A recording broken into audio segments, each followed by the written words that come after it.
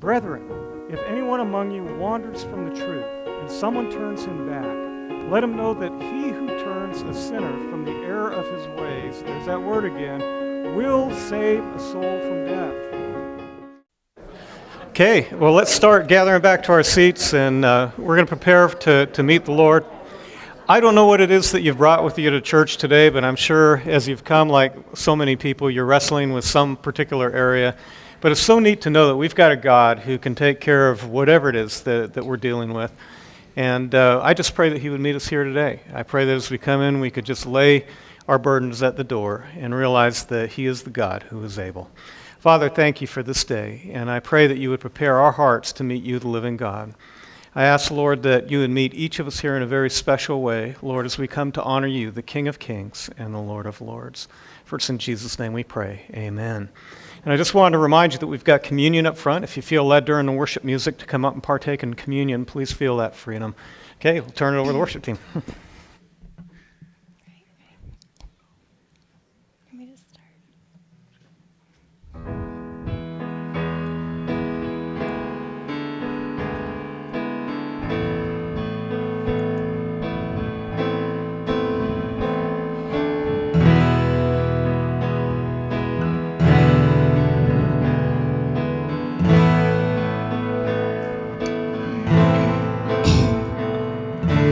I will worship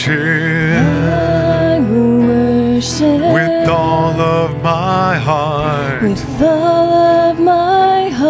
and I will praise you, with all of my strength, all my strength. I will seek you, all of my days, and I will follow, all of your ways, all your ways.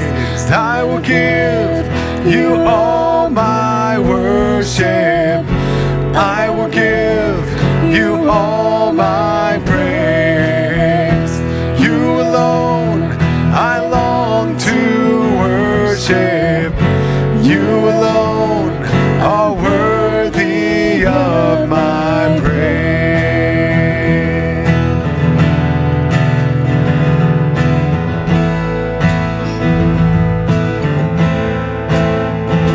Oh, and I will bow down, hail you as King, and I will serve you, give you everything, everything. I will lift up my eyes to your throne, and I will trust you, I will trust you alone, trust in you alone. I will give you all my worship, I will give you all my praise.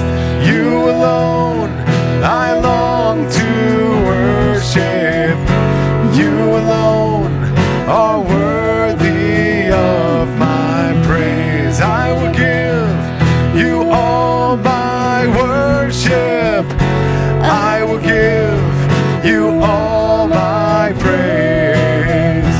You alone I long to worship, you alone are worthy of my praise.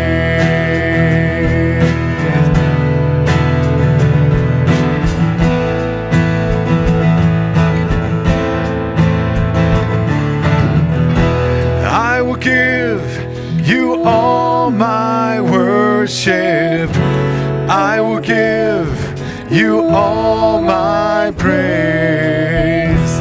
You alone I long to worship, you alone are worthy of my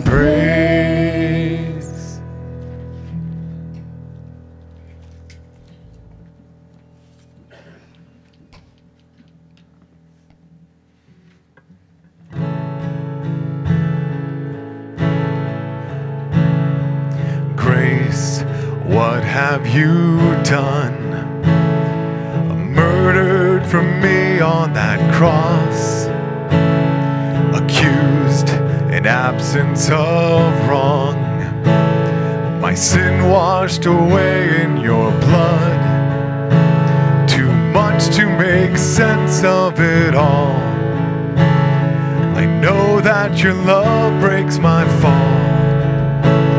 The scandal of grace, you died in my place, so my soul will live. Oh, to be like you, give all I have just to know you. Jesus, there's no one beside you, forever the hope in my heart. Death, where is your sting? Your power is as dead as my sin. The cross has taught me to live. In mercy, my heart now to sing. The day and its troubles shall come. I know that your strength is enough. The scandal of grace, you died in my place, so my soul will live. Oh, to be like you, give all I have just to know you. Jesus, there's no one beside you, forever the hope in my heart.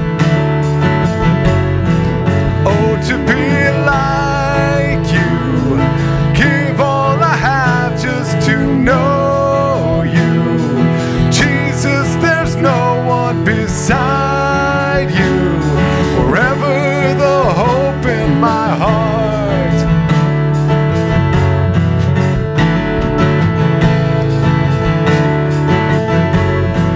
And it's all because of you, Jesus. It's all because of you, Jesus. It's all because of your love that my soul will live. Oh, to be like you, give all I have just to know you.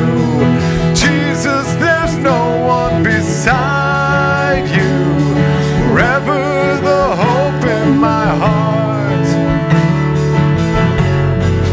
Oh, to be like you, give all I have just to know you. Jesus, there's no one beside you, forever the hope in my heart.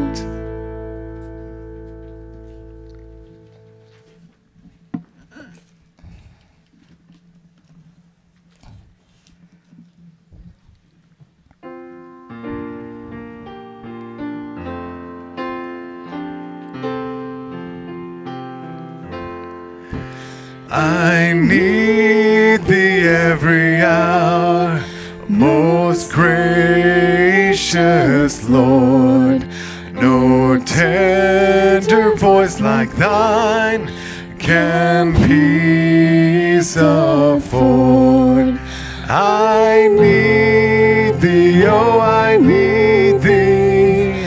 Every hour I need thee. Oh, bless me now, my Savior, I come to thee. I need thee every hour. Stay thou nearby. Temptations lose their power when thou art nigh. I need thee, oh, I need thee. Every hour I need thee. Oh, bless me now, my Savior, I come to thee. I need thee every hour, most holy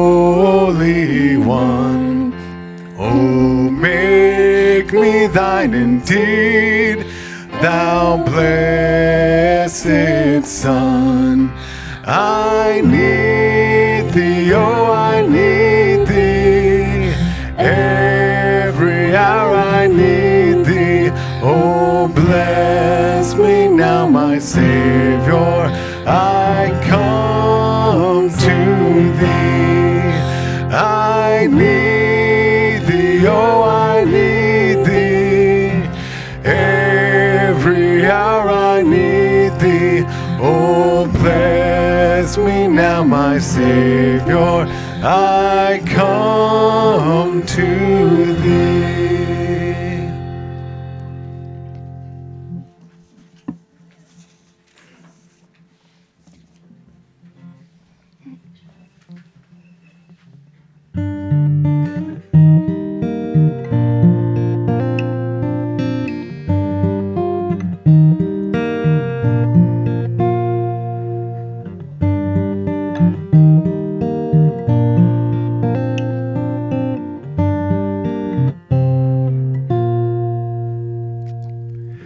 Here's my heart, Lord. Here's my heart, Lord. Here's my heart, Lord. Speak what is true, 'cause I am found, I am yours, I am loved, I'm made pure, I have life, I can breathe, I am healed, I am free. Here's my heart, Lord. Here's my heart, Lord. Here's my heart, Lord.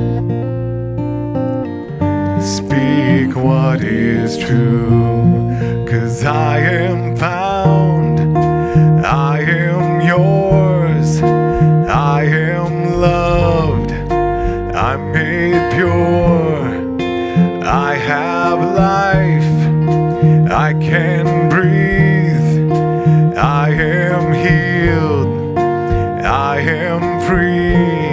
'Cause you are strong, you are sure, you are life, you endure, you are good, always true, you are light breaking through.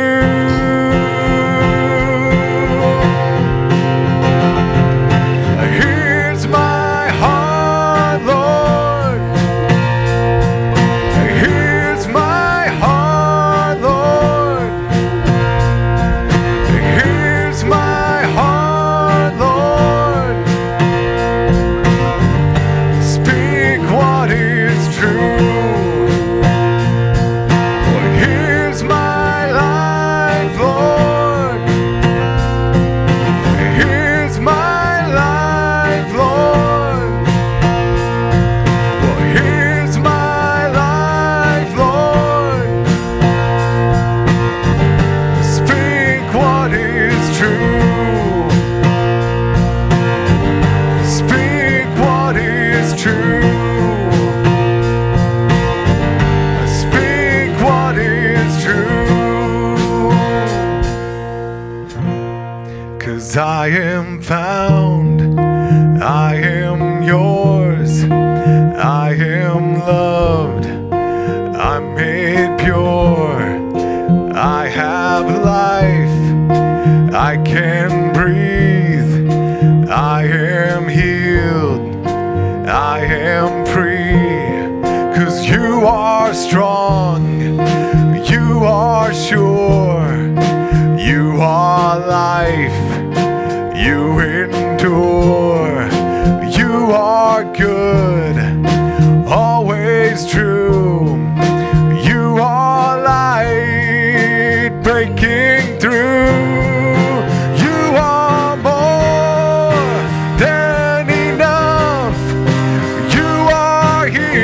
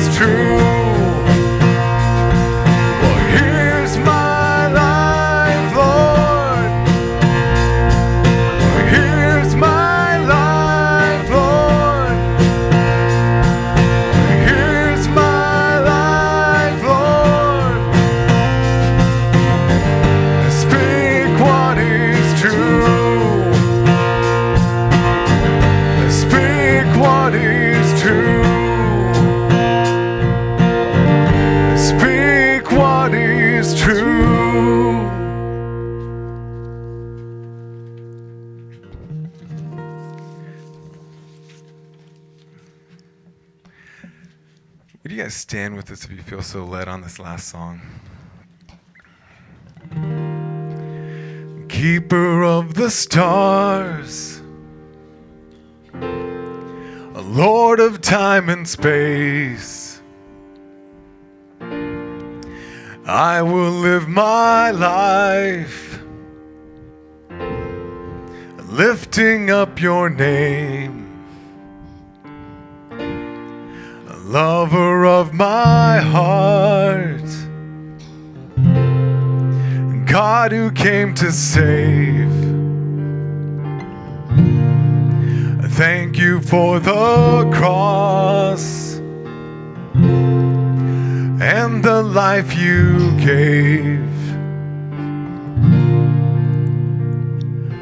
Wonderful, powerful, Jesus is your name. Oh, hallelujah, Jesus. Hallelujah, Jesus. Hallelujah, Jesus. You are the everlasting God. Hallelujah, Jesus. Hallelujah, Jesus. Hallelujah, Jesus. My Lord, beautiful you are. Author of my life, a friend of sinful man, holy, mighty God, ever great I am, lover of my heart, God who came to save. Thank you for the cross and the life you gave. Wonderful, powerful, Jesus is your name. Oh, hallelujah, Jesus. Oh, hallelujah, Jesus. Oh, hallelujah, Jesus. You are the everlasting God. Oh, hallelujah, Jesus. Oh, hallelujah, Jesus. Oh, hallelujah, Jesus. My Lord, beautiful you are.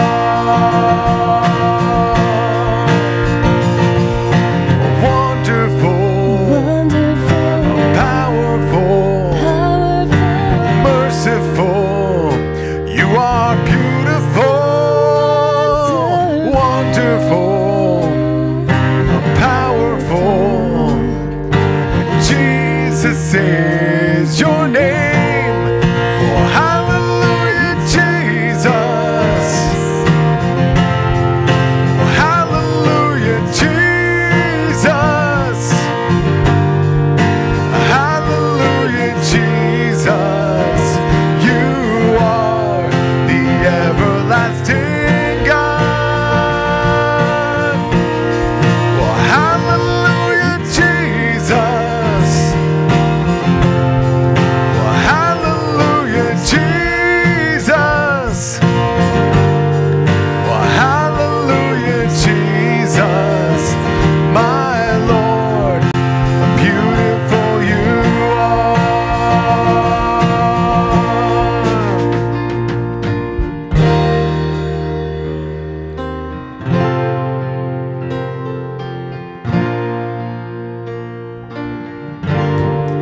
Hallelujah, Jesus. You are the everlasting God. Well, hallelujah, Jesus. Hallelujah, Jesus. Hallelujah, Jesus, my Lord, beautiful you are. Lord, we just thank you so much for the opportunity to come before you and praise your name in song. And Lord, I just would ask that as you're doing right now, as you're just opening our hearts and opening our ears, Lord, that it would just lead to the ability to hear your word and take it in and to let it do that work, to let it cut and to let it change us, because we need that, Lord. And we want to be changed. We want to be useful while we have this opportunity, this life that you've given us. So God, help us to hear your word now, and may we be those that do more than sing and more than just listen, but those that are just in a communion, a fellowship with you, a walk with you that leads to you getting glory. So Lord, may we hear with just truly open ears now, and we just pray your covering over this service. We ask this in Christ's name. Amen. And thank you. You may be seated. And thank you to the worship team as well. I've got to say to you, I take off my hat to Megan Reeves here. She got called in at the last moment. That she's a nurse, and they said you've got to work a 12-hour shift right before here. She has had no sleep and has come straight in from doing that. So Megan, thank you so much. Appreciate it. And I totally understand, Megan, if during the message you're just kind of... All right. If you would open up your bulletins that you have, within your bulletins there's a couple of things I'd like you to see. First of all, we've got our I can get it out here. Got our communication sheets. If you'd fill that out, we'll have some information in which we can contact you, pray with you if you've got prayer requests, and it's just great to keep in touch with you that way. On the back of it, by the way, we've got a part on here called Your Next Step at Shoreline, where you'd like to help. And if there's different areas that you're interested in helping the church, if you would just check in those areas, and then we can contact you and talk a little bit more about that. The second thing, which is really important, is I ask you to go ahead, if you'd pull out your teaching notes on here and then follow through today as I'm preaching. You're going to find they're going to follow along pretty close. But the advantage of these is that you can take them home during the week and do a much deeper study on the section of Scripture that I'm covering, if you would like to do that. So I hope that that is a blessing to you as you do.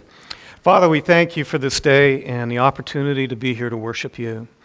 Lord, I pray right now that whatever it is that's on our mind, that we can just set that aside right now. And Lord, that we can see you in all of your glory and in all of your majesty. We pray that you would meet us here today in a very powerful way, for it's in Jesus' name that we pray. Amen. For many years, the United States of America was the leader in reaching out in missions work around the world. But that has slipped in recent years. In fact, at this point, South Korea has taken on that position from us, and they've got more missionaries per capita that are going out and ministering around the world than what we're doing today. But I think even a more alarming statistic that's there is that today the Christian church in America is shrinking. In fact, all other areas around the world, it's continuing to grow. We see it in Africa. We see it in Asia, South America. The church is growing, but we are not growing in the United States. In fact, what is happening is every 24 hours, the church is shrinking by 3,000 people. Now, do the math. Every 24 hours, every day of the year, minus 3,000, minus 3,000, minus 3,000. And it shouldn't surprise us to see the statistics that we've seen in the past, in which the current generation, only 4% of the young people are being raised with a Judeo-Christian value, as times have changed over and over again. But I think part of that is we've gotten comfortable. I think part of that is that we're really uneasy in sharing the gospel for some reason. I don't know why. You go to other parts of the world and the persecution is going on, be it in China, be it in some other areas, Vietnam, wherever it might be, and the gospel is spreading through the underground church, and people aren't afraid to share the gospel message. And yet in America, we just seem to not know what to do. In fact, if I were to ask you, if you had a coworker that came up to you and said, would you tell me what the gospel message is? What would you say to them? Would you say, whoa, I'll take you to church and we'll let the pastor tell you, or we'll let one of the Sunday school teachers tell you? But guess what? God has called each and every one of us to be priests, each and every one of us to go out and share the love of Christ and the gospel of Christ with others. For me, one of the easy ways to remember the gospel message, it always has to do with the cross of Christ and for him dying on the cross for our sins. It always has to do with his death, his burial, his resurrection. In fact, if you look in the book of Acts, you'll see that when it talks about the gospel, it talks about the resurrection. That's absolutely critical to see it. And it talks about the love of God. You know, so often we see, in fact, if I back up a little bit, in Awana, we learn a couple of verses with the kids. That's one of the advantages of working as an Awana leader. And through two of our Awana verses that even the Sparkies, the kindergarten through second grade kids, remember, they can give you the gospel message, or at least the heart of it. Number one, 1 Corinthians chapter 15, verses 3 and 4. Christ died for our sins according to the Scriptures. Remember the three parts I told you? And then he was buried, and then he rose again. But the question is, why? And the reason can be found in the most famous of all the Bible verses, John 3:16. For God so loved the world, can you say it with me? For God so loved the world that he gave his only begotten Son, that whosoever believes in him should not perish, but have everlasting life. And so with those two verses, we can give the gospel message. But people go out, people hand out tracts, which is a good thing. People do all kinds of other methods, but you know what the number one method is for reaching other people? It's a personal relationship with them. It's taking the time with them to get to know them, to befriend them, to allow them to see that Christ has made a difference in your life, and that will initiate the conversations that will lead to people coming to Christ. Well, as we go through our passage today, we're going to find that Paul had developed that personal relationship with the church in Corinth. I'm going to ask you, if you would, to please stand up in honor of the reading of God's Word. In fact, I'm going to begin with 1 Corinthians chapter 2, verse 12. It says, furthermore, when I came to Troas to preach Christ's gospel, and a door was opened to me by the Lord, I had no rest in my spirit because I did not find Titus my brother. But taking my leave of them, I departed for Macedonia. Now, thanks be to God who always leads us in triumph in Christ, and through us diffuses the fragrance of his knowledge in every place. For we are to God the fragrance of Christ among those who are being saved and among those who are perishing. To the one we are an aroma of death leading to death, to the other an aroma of life leading to life. And who is sufficient for these things? For we are not as so many peddling the word of God, but as of sincerity, but as from God, we speak in the sight of God in Christ. Goes on just a little bit further, but I'll leave that for the actual message. Thank you. You may be seated. Title of the message today is Ministers of the New Covenant, and of course it's going to be from 2 Corinthians chapter 2, verses 12 through verse 6. In verse 12, once again, it says, furthermore, as it continues in the discussion that Paul was having, when I came to Troas to preach the gospel. Now, I went ahead and I put a map up here so that you can get an idea of what was going on. And you'll see down here in the bottom right-hand side here, the city of Ephesus, and that's where Paul had been. The city in question here is Corinth, where Paul had been before. And there had been some problems over in Corinth, and we saw last week that it had been going back and forth, and he also had some letters that he had sent to deal with some issues that were happening within the church. And that was part of the main concern that Paul's going through right now. Paul traveled the 310 miles north up to the city of Troas here on the Aegean Sea, and we find out that when he got there, he ended up finding a wide open door in order in which he could go out and share the gospel. But part of his reason for going to Troas was that he was hoping to meet up with Titus. What had happened is Paul had been there on a very painful visit, and then more problems had been there. He had challenged them to make some changes. He had written them another personal letter that he had sent, but he had decided, and this was done between 1 Corinthians and 2 Corinthians, but it was decided that this time he wasn't going to go over there. He was going to allow the Holy Spirit to work, but he chose to do it in letter form. He was going to write a letter and see how they would respond. So what happens is Paul goes ahead and he sends Titus over to Corinth to deal with the situation over here, and he's not hearing him. He's wondering what's happening with this letter. A lot of anticipation. What's going on in the church? Are they receiving it right? So he goes up to Troas, and he finds an open door, and then he heads over to Thessalonica in the province of Macedonia, figuring that somewhere along this route he has got to meet up with Titus because he needs to know what's happening.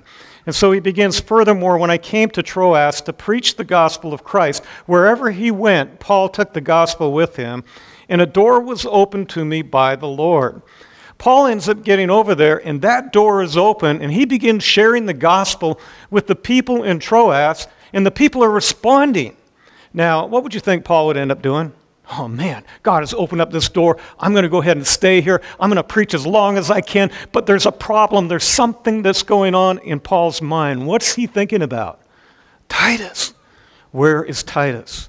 The Corinthians. What's going on with the Corinthians? The church, they had problems in there. They had sexual immorality that was going on. Paul had asked them to deal with the problem. Were they dealing with that problem? There was false prophets, false teachers that had infiltrated the church there who were trying to undermine him. Was the church being moved away? What was the status of the church? Have you ever had in your own life an opportunity or an open door for ministry that God has just opened up to you wherever it was that you're at? So often I was talking with my daughter last night, and she was talking about Acquire the Fire, and which is such a neat ministry. But part of that ministry is that they encourage kids to go on mission trips. And Jessie said to me, she said, what I say to my kids is okay, we'll talk a mission trip, but before we even go any further with this discussion, are you being a missionary in your school?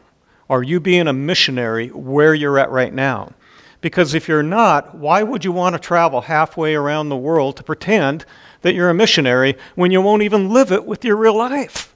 Don't you see that if we really want to reach people for Christ, they need to see Christ in us?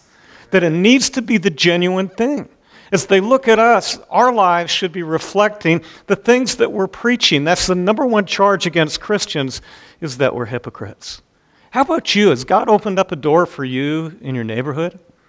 At your workplace, at your school, where you can share the love of Christ by getting to know people, by sharing the gospel, and by helping them come to Him. Well, look at what happens to Paul. He's got this wide open door.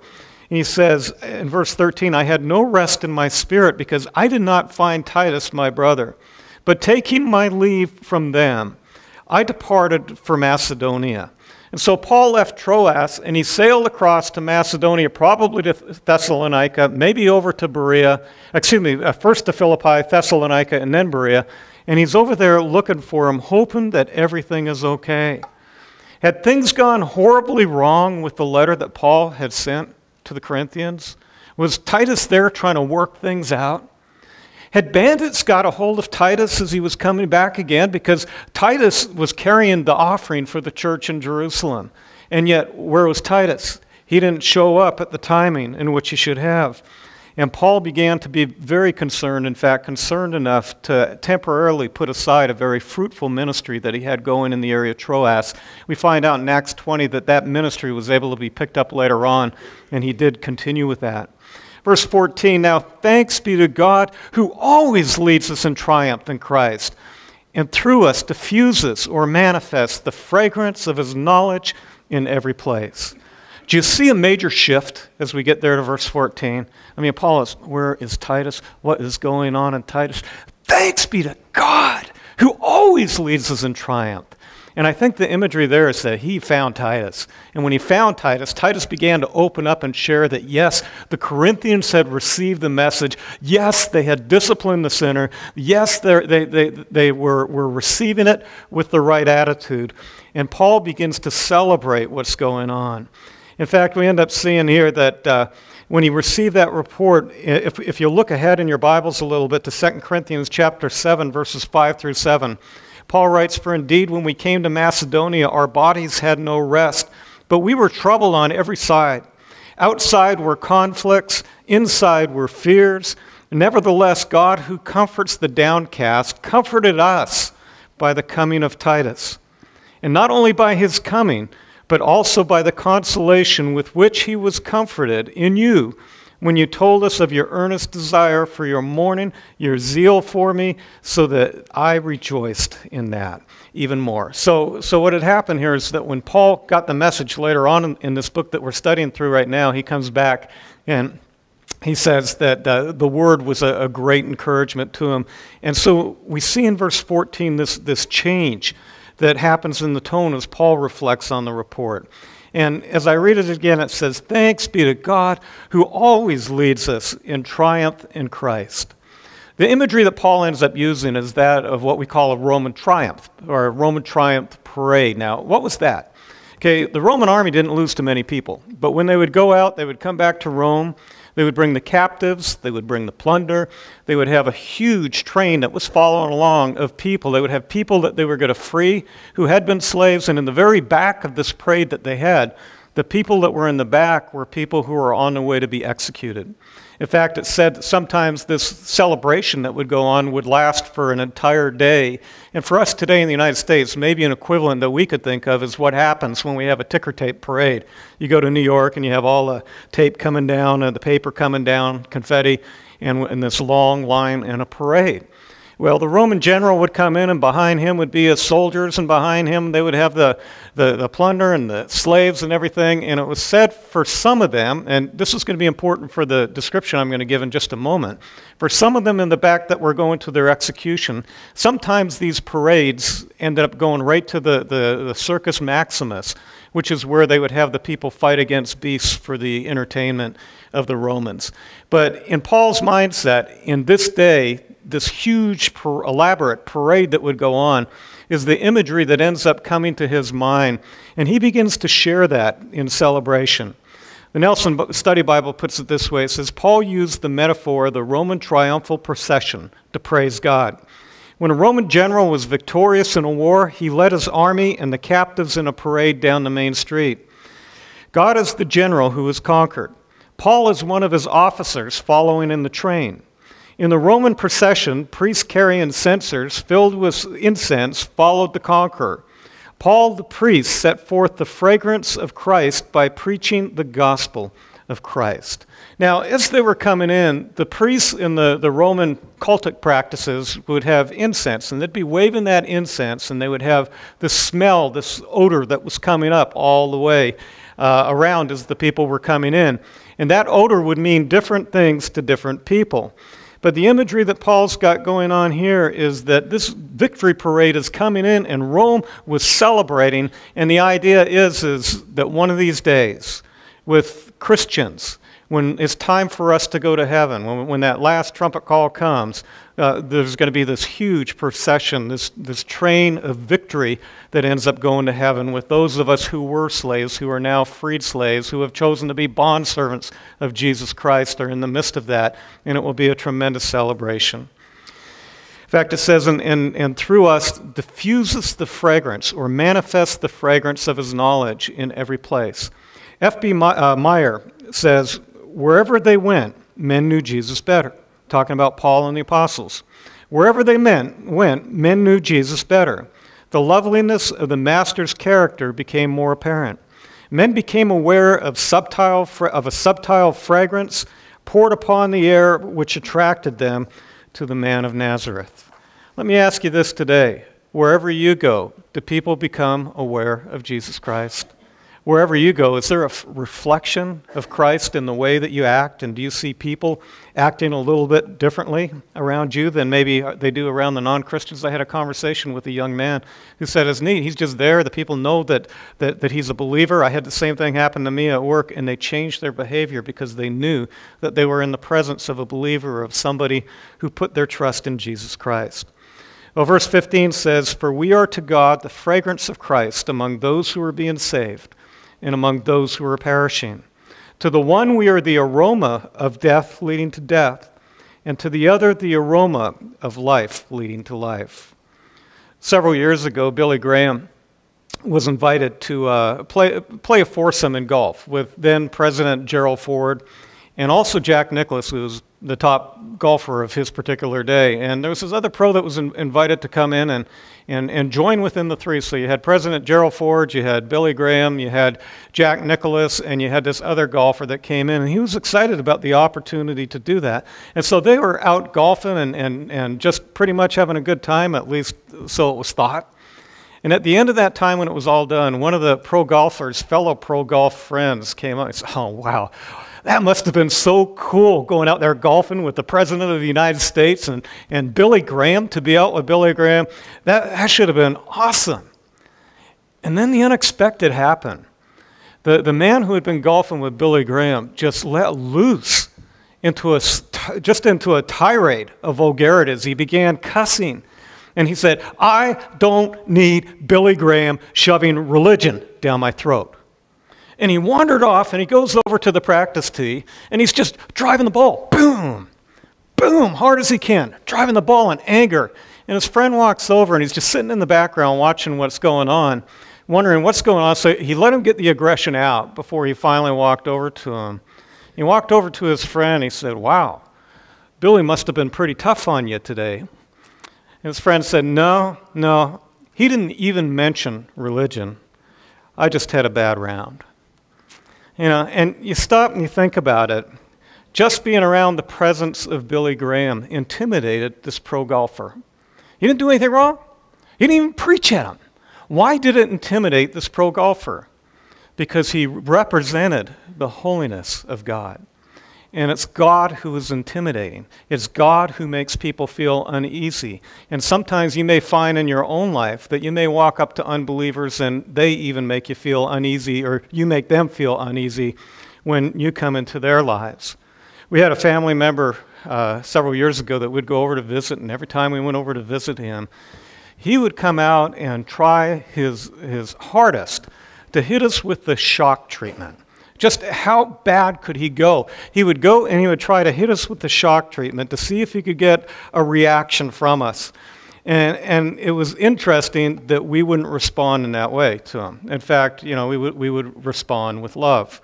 And sometimes you may find people in your own life that that's the same thing. I mean, there's something about you when you come to Christ, it drives them nuts because you represent God, and they are the ones who end up feeling intimidated by God. And then they end up reacting differently around you when you're there. Well, the Roman cultic priests waved incense, creating a strong odor during the Roman triumph. The odor affected different people in different ways. It says, "To the one, we are the aroma of death leading to death."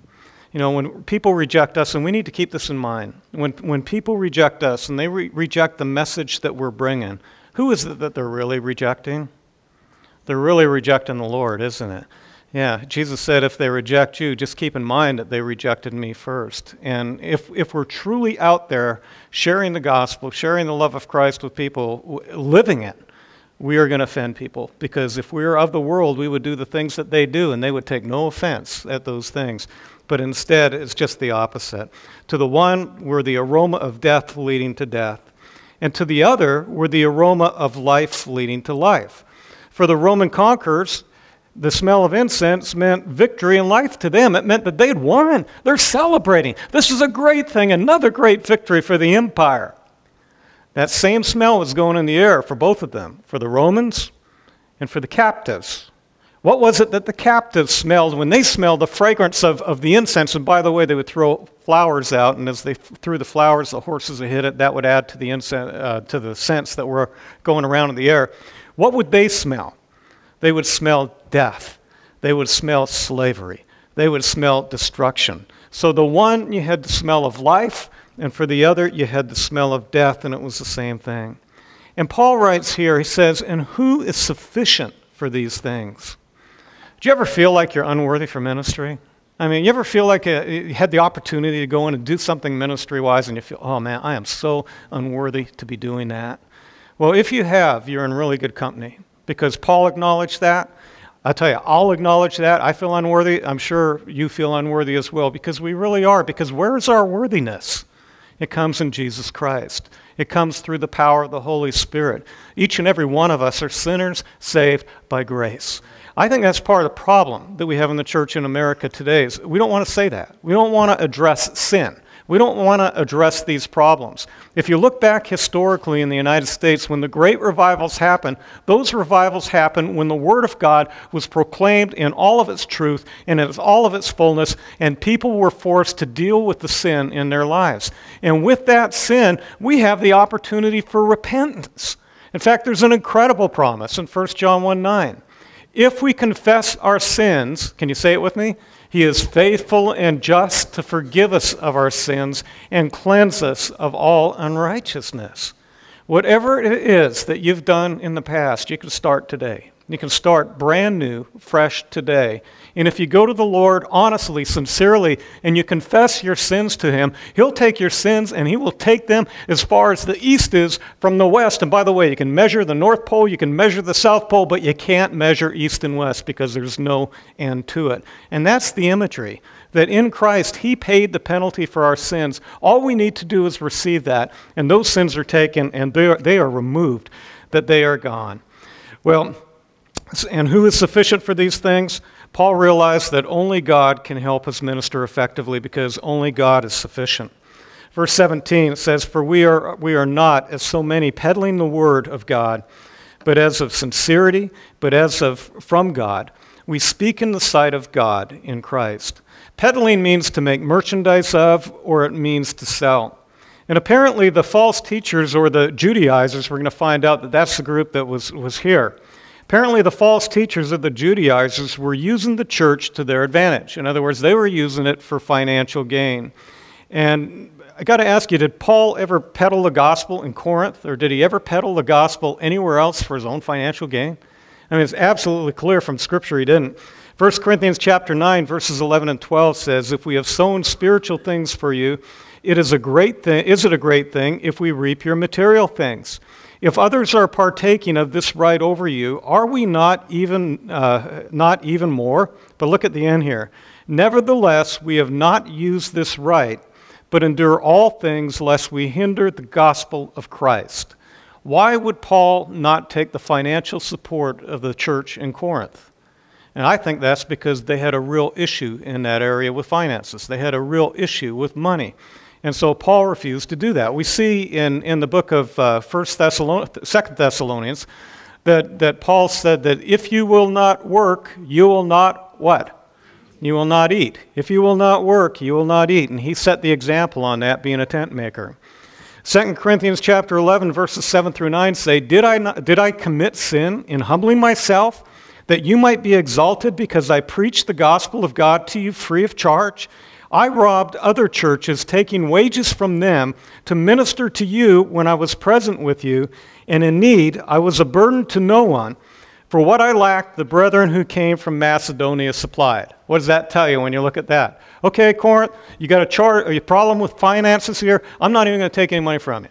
In fact, I'm going to go out and I'm going to work for what I can do. But the other churches that didn't have a problem with that donated generously. And so Paul deals with that. He says, "And when I was present with you and in need, I was a burden to no one. For what I lacked from the brethren ended up coming from Macedonia." So Paul acknowledges that it's okay, but the heart's got to be right when that happens. William MacDonald says the same word for peddling was also used of those who adulterated wine, often by adding to it. And so these false teachers sought to adulterate the Word of God by adding their own doctrines to it. They sought to, for instance, to mix law and grace. Let me ask you this. Do you see a watering down in America today of the gospel message? I think so. I mean, why would there be a watering down of the gospel message? It's beautiful. Christ died for our sins according to the Scriptures, and that He was buried, and He rose again the third day according to the Scriptures. Why? For God so loved the world that He gave His only begotten Son, that whosoever believes in Him should not perish but have everlasting life. In the United States today, that word sin is not a very popular word. United States today, calling people into accountability by the Word of God, seeing that this is our manual for life, is given to God, given from God, is not very popular for a lot of Americans today. If we need to raise our budgets in the church, we better not be offending. If we want to see our numbers increase in the churches, we better not be offending. In fact, we better make it pretty palatable for people so that they'll come on in here and be here. If we want to be here in America and be flourishing, we better be politically correct. It doesn't really matter what the Bible says, or does it? When do people really come to Christ? Well, we have to have relationships with them. We have to share the love of God with them. Do we deviate from the Word of God so that people feel a little bit more comfortable? Or do we share the Word of God in all of its fullness, but do so with love? And I think that's what we need to do, is that we need to be doing so with love. Tom Clegg, in his book, Lost in America, writes, question, what line is 50,000 miles long, reaches around the world 2 times, and grows by half a mile each day? Answer, the line of people in the United States who are currently untouched by your church and mine. We're losing the battle by not being active and aggressive in there, by waiting for people to come to us. The church is shrinking. Jesus said, go. He said, make disciples of all nations, baptizing them in the name of the Father and of the Son and of the Holy Spirit, teaching them everything that I have commanded. And lo, I'm with you always. There's an alarming trend in America today. In fact, Tom Clegg goes on and he says, the unchurched population in the United States is so extensive that if it were a nation, it would be the fifth most populous nation on the planet, after China, the former Soviet Union, India, and Brazil. Thus, our unchurched population is the largest mission field in the English-speaking world and the 5th largest globally. We have nearly 200 million reasons, people outside of active relationship with any church, to confirm this statement. Absolutely amazing at the job that we have today. And the church is so laxed in so many different areas when we ought to be seeing them. You know, when I grew up in Toronto, Canada. We're just a short distance away from Niagara Falls, and I used to be able to go over there and see it. And I'll never forget as a child walking up to the side where the water was going off of the edge. If you've seen it on TV, or if you've ever been there, you even get close to the falls, and you're getting sprayed. It's like it's raining. There's so much power. And the force of the water going over the top is absolutely staggering. And I would sit there and wonder, oh my goodness, if somebody ever fell in, how would you ever stop them? What would you do? You know, if somebody were a foot away from the edge, just getting ready to go over the falls, and they're crying for help, would you reach out to grab them? Or would you just watch them go? And I think today in America, we're right there, aren't we? We're right by the edge of the falls. We see the people who are going. They're going right over top of the falls. Will we even reach out our hand in order to grab them and in order to help them? And I don't know how consistent we would be in doing that. Well, in chapter 3, it begins, do we begin again to commend ourselves? It's interesting that apparently what had happened is the Judaizers, this group of false teachers that had arrived there in Corinth, had come into the church with letters of ink. Well, actually, they were papyrus scrolls or scrolls of some kind as they came in. But they were letters of commendation from the church, the mother church in Jerusalem, but apparently from a Pharisaic branch of the leadership that was there that said, hey, these guys are right on. And they come in with this letter of commendation, and it's something that Paul didn't have. If you remember, the Judaizers were looking at everything that they could do to attack the ministry to Paul and to pull the rug right out from underneath it. And you could bet on it, much like today. I mean, it's amazing. You get a Christian go on TV, okay, they're going to pick and choose what they're going to say, and they're going to twist things all over the place. And I kind of get the feeling that with Paul, what would happen is Paul went out, that the people would twist the things that he was saying. And so these people came in, here is our letter from the mother church in Jerusalem. And Paul's sitting here saying, oy vey, as he looks at it, a little bit of Yiddish. And he says, do we begin again to commend ourselves? In other words, what Paul is saying, do I have to start over all again from scratch in order that you'll listen to the gospel that I'm sharing? You know, Henry Ward Beecher, just like a cup of coffee, says, a lie always needs a truth for a handle for it. In fact, a good friend of mine once said, he said, Satan will give you a foot of truth if he can work in an inch of lie. Why would he do that? Because given enough time and given enough inches, he can make a huge impact on what ends up happening. No sooner did Paul's gospel of God's grace begin to spread among the Gentiles than the counterfeit gospel appeared, mixing law and grace together. You know, you take the gospel, how are we saved? For by grace you are saved through faith, and that not of yourselves. It's the gift of God, not of works, lest anyone should boast. For you are his workmanship, created in Christ Jesus to do good works for him. The Judaizers would come in and say, look, it's grace and works together that lead to salvation. A little bit of truth mixed in with a little bit of lie that would never save an individual at all. What Paul said is by grace through faith in Christ, you're saved. Grace, salvation. What should that salvation lead to? That grace and that salvation. After you're saved, that leads you to works. Works, good deeds will not save you. Only faith in Jesus Christ and his finished work on the cross. Once we come to that salvation, the result of that is it ought to radically transform our lives. We're now, out of a love for him, not a desire to earn salvation, but for a love for him, we serve him and we love him. Well, in verse 2, it says, you are our epistle, written in the hearts, known and read by all men. I looked up the word epistle in the American Heritage Dictionary, and it puts it this way. It says, a letter, especially a formal one. In other words, the Judaizers had a written letter that came from the Mother Church in Jerusalem. Paul didn't have that. But what Paul had is a personal commission from Jesus Christ, and what he could point to was the changed lives of the people that he had ministered to prove that the ministry that he was doing was from God. Let me ask you this. Paul could point to the changed lives. Could people point to your changed life? Those who know you best, do they see a difference in you? Do they see Christ in you? Do they see you gradually changing? You know, so often we want to come to Christ and have our life go, immediately right up to this high level of spirituality. But I got news for you. It's not that easy. What happens is we come to Christ, and it's a lifelong journey in which we've got ups and downs and ups and downs. What we want to avoid is the extreme ups, extreme downs, extreme ups. What we want to be doing is just gradually moving towards being like Jesus. I've often shared, if you were blessed enough to live to be the age of 80, and the older I'm getting, that's getting older, so I'm going to say, if you're blessed to live to the age of 100, where do you want to be spiritually when you go home to be the Lord? And then my question for you would be, how can you get there? What is it going to take for you to do that, for you to develop that walk and draw ever closer to God?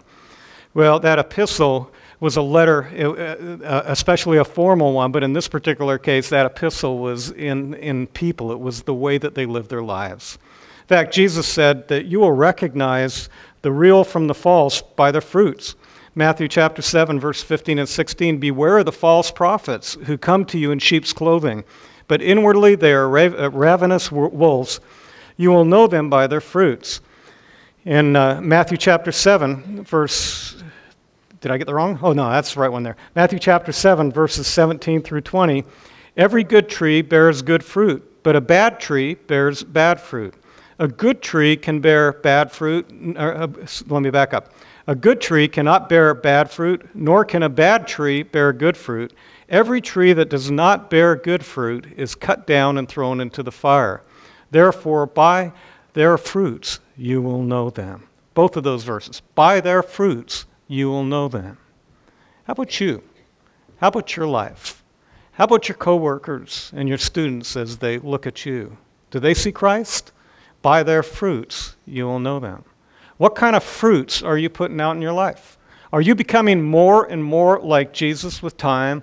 Or do you just come Sunday morning and go home like I did so many years because the right football game was on or whatever was on and I wanted to hurry up and get out of here and I choose the time I would come to worship by which team was playing at what time. I'll tell you what, I was not there spiritually during those days.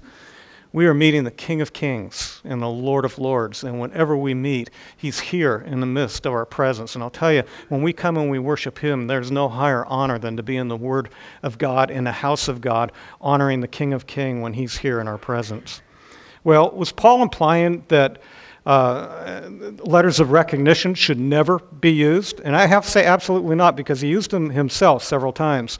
Romans chapter 16, verses 1 and 2, Paul wrote, I commend to you Phoebe, our sister, who was a servant of the church in Cenchrea, that you receive her in the Lord in a manner worthy of the saints, assist her in whatever business she has need of, for indeed she has been a helper to many and also to myself. So you've got this woman, diaconess or deaconess in Phoebe, and she's traveling around. What's Paul do? He writes the letter to send in front of her. This is our sister Phoebe. She's an incredible sister in the Lord. She's taking care of us. Be sure that you welcome her, accept her. You know, today we've got telephones, we've got Skype, we've got FaceTime, we've got all kinds of ways that people communicate with each other, and we can let other people know or give references for people. But in those days, they had to write letters so that they knew whether it was somebody reliable or not. Another one we see here is in 1 Corinthians chapter 16, verse 10. And if Timothy comes, see that he may be with you without fear, for he does the work of the Lord as I also do. So here we've got Paul writing a letter of commendation in favor of Timothy. Colossians chapter 4, verse 10. Aristarchus, my fellow prisoner, greets you with Mark, the cousin of Barnabas, about who you received instructions. If he comes to you, welcome him. And so Paul's saying, look, my letter is to change lives of people. But at the same time, he shows that there are reasons for letters of commendation. There are reasons for churches to be looking and checking into people before they bring them in and put them in leadership or welcome them in that sense. Paul was the founder of their church. Did he really have to come with a letter of recommendation from Jerusalem to say that that's why he was there? Well, verse 3 of 2 Corinthians chapter 3 says, clearly you are an epistle of Christ, ministered by us, written not with ink, but with the Spirit of the living God, not on tablets of stone, but on tablets of flesh, that is of the heart. No human being can take credit for salvation. Let me back up. Did you hear that? No human being can take credit for salvation. It is the work of God. Now, we may be used in there. There may be certain things that we do, but God is the one who is at work. God is the one who gets the glory. And as Paul's talking about this, he's referring them back here to some critical passages in the Old Testament. Judaizers? Okay, let's go back to the Old Testament and take a look at this. Was it there in prophecy? And you bet it was. Jeremiah chapter 31, verses 33 through 34. God says, I will. In fact, what I want you to do is notice all the I wills that come under the new covenant, because we're transitioning from the old covenant into the new covenant. Under the old covenant, it was you will, you will, you will. And what happens? Failure, failure. Under the new covenant, God says, I will. In fact, it says, I will put my law in their minds, and I will write it on their hearts. I will be their God, and they shall be my people. For I will forgive their iniquity, and their sin I will remember no more. That's out of the new covenant, Jeremiah 31. Another aspect of the new covenant is in Ezekiel chapter 36, verses 26 through 27. I will give you a new heart and put a new spirit within you. I will take your heart of stone out of your flesh and give you a heart of flesh. I will put out of your flesh and give you a heart of flesh. I will put my spirit within you and cause you to walk in my statutes, and you will keep my judgments and do them. It's remarkable when you look back on the Old Testament and you see the Ten Commandments, which have a purpose. What is the purpose of the Ten Commandments? The purpose of the Ten Commandments is to point out sin to us, but it's also to point us for our need for Jesus Christ. And as the responsibility is entirely on us, what do we constantly do? We fail. God in His mercy comes with His Son. He dies on the cross. When we put our trust and our faith in Him, then we're forgiven of our sins. We're given new life, and He puts His righteousness on us. But you see what it says on the bottom down there? I will put my spirit in you. He's going to take that heart of stone that doesn't know God. I will take I will put my spirit in you and cause you to walk in my statutes and keep my judgments and do them, that we would have a love to follow God. Paul's clearly talking here about regeneration, the need to be born again. And I'm just amazed as I look through the Bible, all the way from cover to cover. It's so easy. You look at the stories, and in the Old Testament, you see failure after failure. But in the New Testament, you see that covenant of grace. But you see Jesus talking in John chapter 3, verse 3, and he says, unless you're born again, you can't even see the kingdom of God. And he goes a little bit further in verse 5, and he says, unless you're born of water and of the Spirit, you can't enter the kingdom of God. Now, how many mothers have we got out here?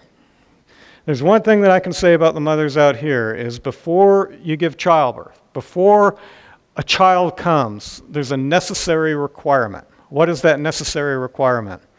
The water breaks, okay? That brings physical birth on. If the water breaks, there's no turning back.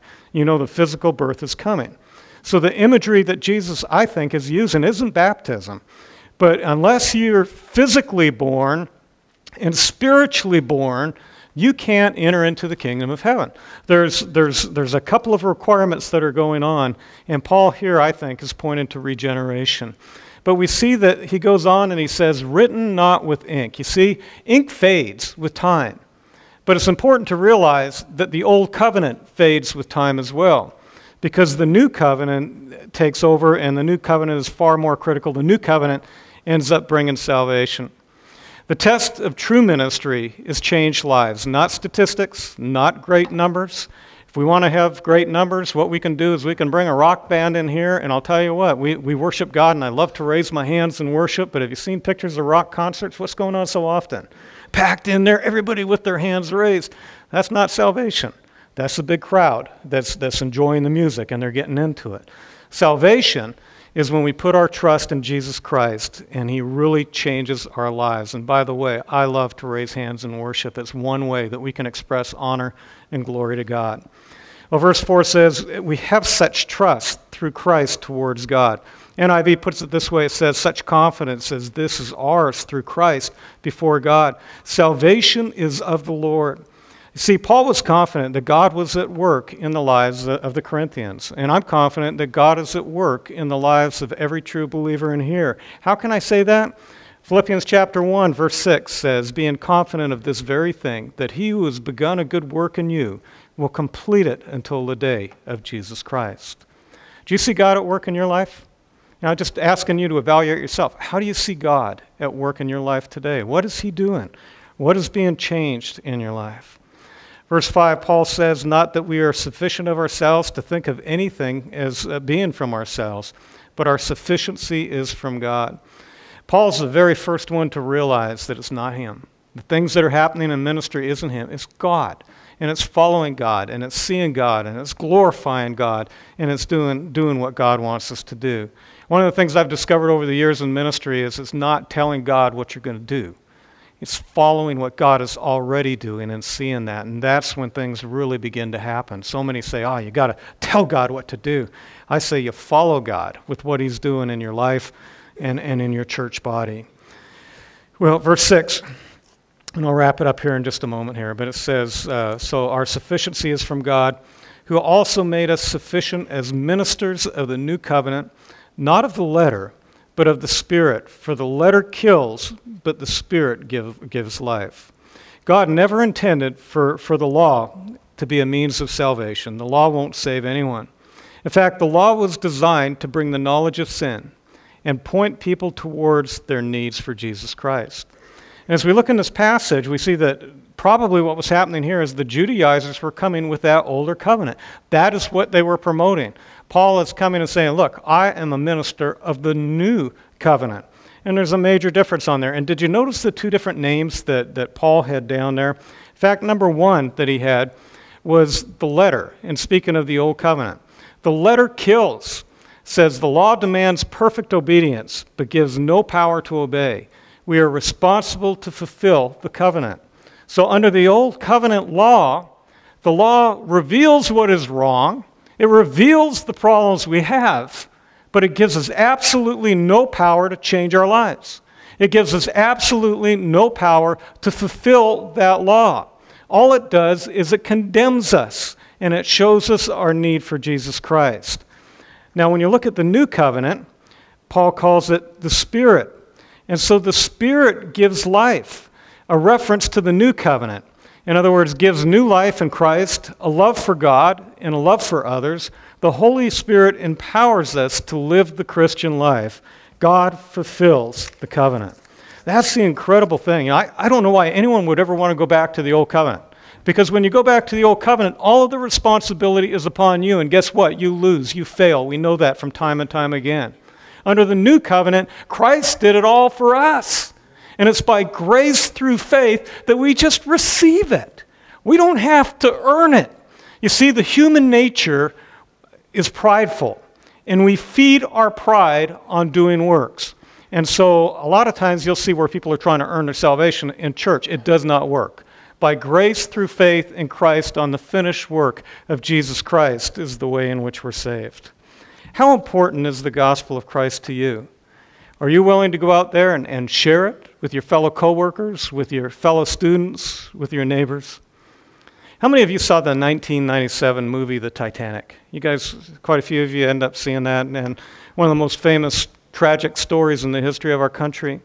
But there's some powerful stories of spiritual heroes on the Titanic that never made it into that 1997 movie. In fact, I don't think that they've ever made it into any movies that I've ever seen. One of them was as the ship was going down and the water was coming up, the Salvation Army, which was on board, continued to play, and they were playing the name, Near My God to Thee, and many of the men who were left gathered around, and they were singing this one final hymn as they were going down into the water to their death, to an icy death, if you would. But one of the most incredible stories is about a Scottish minister by the name of John Harper. Now, until I read this book here, I had never had idea that John Harper had done this, but how many of you have heard of the Moody Church in Chicago that Dwight Moody started many, many years ago? John Harper, with his daughter Nana, were on the Titanic, and they were on their way with a mission. They had been called to preach on an interim basis at the Moody Church in Chicago for 3 months. And so they were heading over there when the Titanic crashed into that iceberg on that one fateful night. And as panic began to set in, the first thing that Harper did is he took his young daughter and he made sure that she got on one of the lifeboats.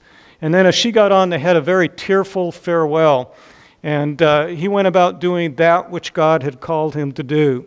In fact, he went up to one of the men who was there, and he took off the life jacket that he had, and he said, "Here, you take my life jacket." And the man looked at him in shock because he had the little girl, and he went ahead and he got the life jacket. But as he's hesitating, Harper said to him, "Hey," he said, "I'm not going down." He said, "I'm going up." And so he was ready at that time. And so he used those last minutes as the water was coming up on board on that ship to go around and share the gospel of Jesus Christ with other people.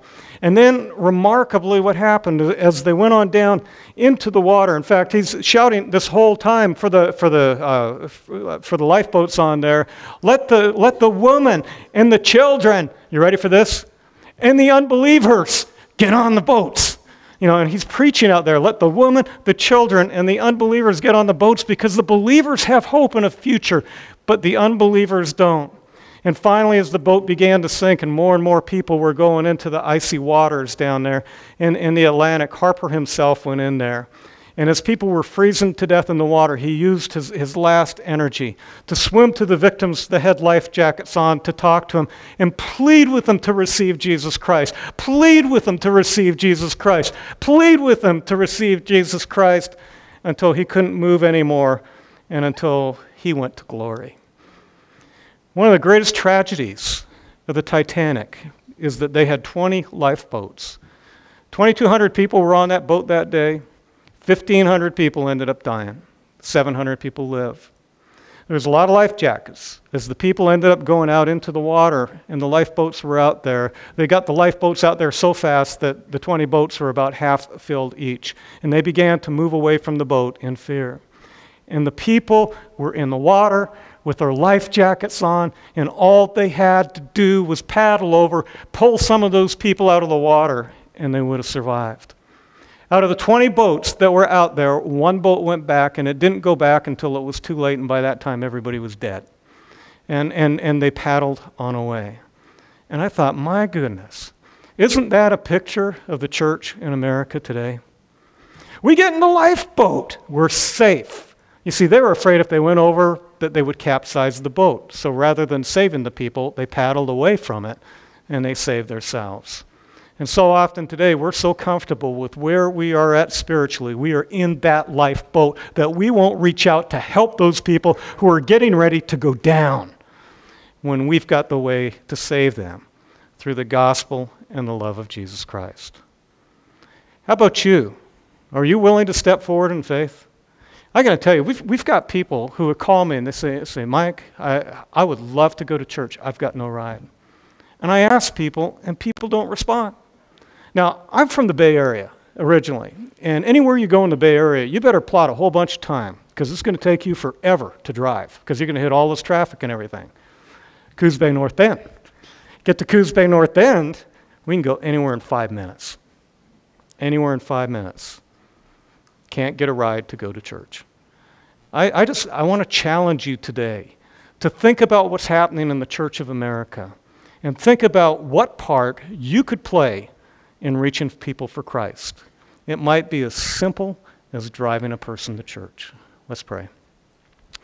Father, we thank you so much for your word. And Lord, we are guilty as the people on the Titanic, where we look around and so often we're not even concerned by the number of people that are out there in the water perishing. Lord, we're in the lifeboat and it's comfortable here. And I pray that we would get out of that lifeboat. I pray, Lord, that we would reach out to those who need Christ. I pray that our faith would be genuine. I pray, Lord, that we would do whatever it is that you ask us to do.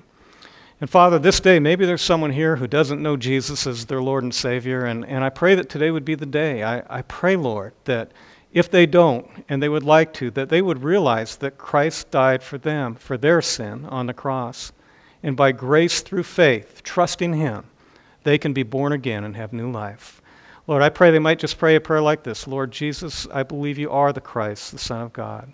And I've messed up my life bad. I ask you to forgive me of that. I ask that you would come into my heart and life and help me to be the kind of person that you desire for me to be. And then, Lord, maybe there's someone here today that realizes that they've been plopping around in the water out there in the lifeboat and haven't been reaching out to neighbors and family and other individuals. And I pray that today would be the day in which they would rededicate their lives to serve you. And so, Lord, we just commit this time to you, and we thank you. We praise you in Jesus' name. Amen. I'm going to ask, if you would, please, to stand for these final two songs.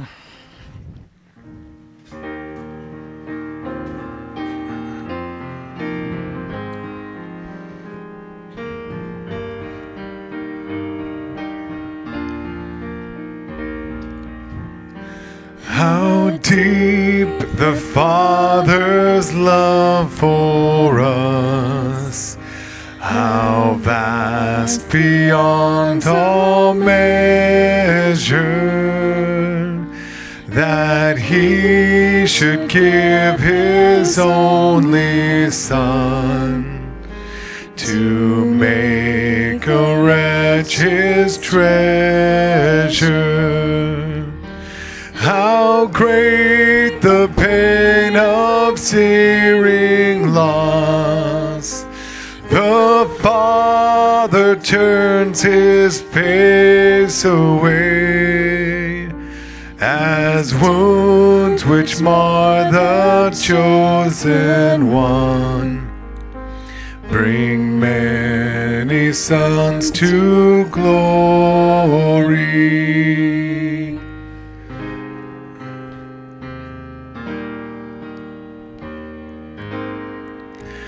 Behold the man upon the cross, my sin upon his shoulders. Ashamed I hear my mocking voice call out among the scoffers. It was my sin that held him there until it was accomplished. His dying breath has brought me life. I know that it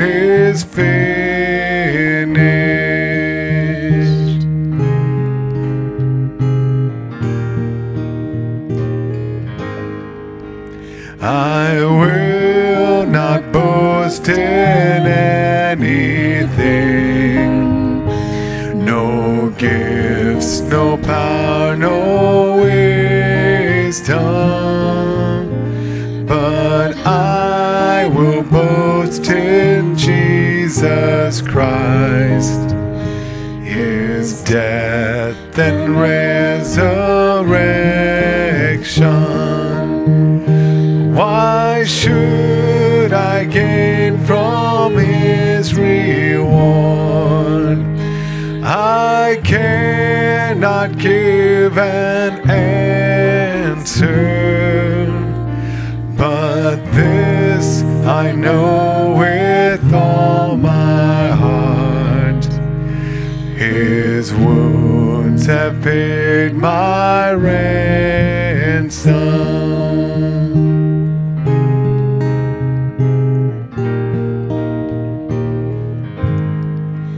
How deep the Father's love for us, how vast beyond all measure, that He should give His only Son to make a wretch His treasure.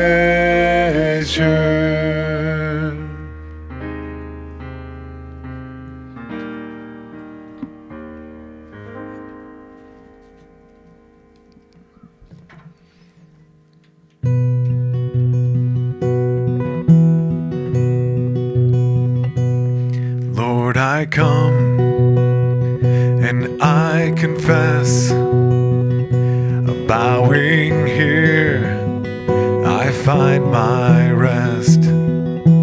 Without You I fall apart. You're the one that guides my heart. Lord, I need You. Oh, I need You. Every hour I need You. My one defense, my righteousness. Oh God, how I need You. Where sin runs deep, Your grace is more. Where grace is found is where You are. And where You are, Lord, I am free. Holiness is Christ in me. And where You are, Lord, I am free. Holiness is Christ in me. Lord, I need You. Oh, I need You. Every hour I need You. My one defense, my righteousness. Oh God, how I need You.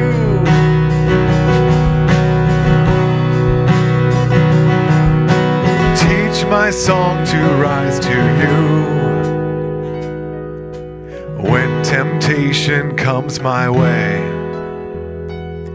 and when I cannot stand, I'll fall on You.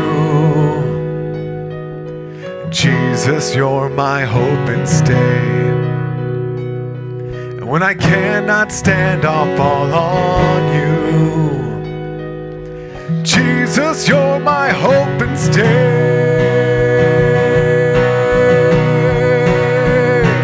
Lord, I need You. Oh, I need You. Every hour I need You.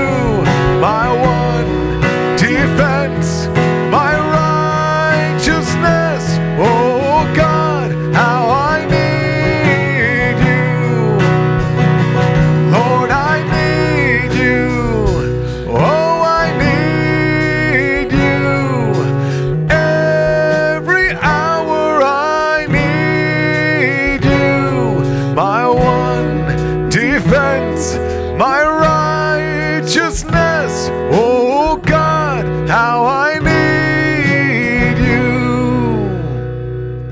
my one defense, my righteousness. Oh God, how I need you.